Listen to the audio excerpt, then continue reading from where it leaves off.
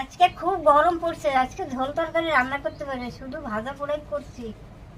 উস্তে ভাজেছি, কুমড়োর ফুল ভাজেছি, আর একটু চাটনি করছি আম দিয়ে।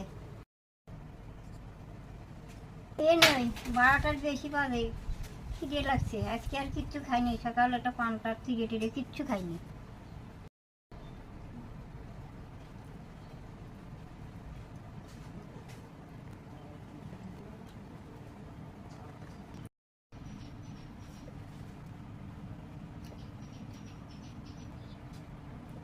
আজকে একবারই শুকনো ভাত, ঝোল তরকারি হলে ভালো হয়।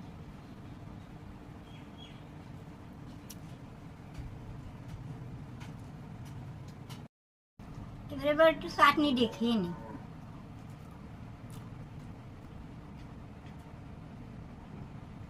লাগলে লাইক কমেন্ট করে দেবা।